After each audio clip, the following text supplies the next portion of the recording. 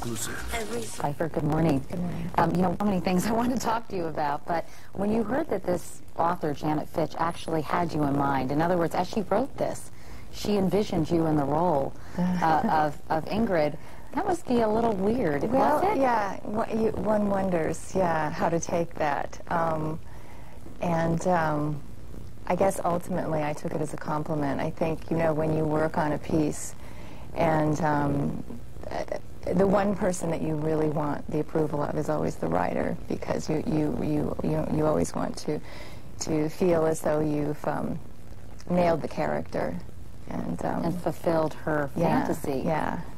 But in this case, you know, I have to wonder, you know, what made her think of me. Well, first of all, the lead is extraordinarily beautiful, so I can see why she's thinking about you. Hey, her beauty defines her in some aspects. She's such an interesting character. I hated her, by the way. I just could not stand her. I thought you did an incredible job, but I felt she was so cruel and manipulative and sort of evil incarnate, as her daughter comes to believe as well. But how would you describe her, since I've just completely trashed her? I mean, she has some good qualities, I guess. Well, at the same time that you despise her, I mean, for me, I had such a mixture of feelings, because she can be so utterly cruel, but at the same time, a lot of what she says is the truth, and she's willing to speak the truth. And, you know, mow down whoever happens to be in the way of it. But there's a part of me that admires that quality in someone who, you know, when the rest of us are so busy tiptoeing around the truth and trying to be nice and trying to be polite, and there is some truth to, you know, you have to be cruel to be kind. And I think, you know, she's obviously an extreme case of that. I mean, this is a woman who really uses her beauty as a weapon. And this is a woman who stands for, she's a nonconformist on every level, and she's an extremist. And proud of it. And proud of it. And if there's ever going to be a place where she's not going to let them define who she is, it's in prison. What is it? I'm back in Mac. Didn't they tell you? No. Claire's dead. She killed herself.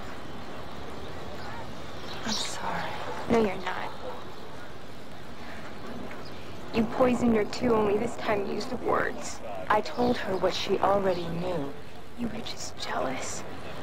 Of course I was jealous. I live in a cell with a woman who has a vocabulary of 25 words. Why do you think they got you, Astrid? To create a perfect little family? People get babies for that. Not teenagers recovering from bullet wounds. You were on suicide watch, and don't think this is the first time she tried it either.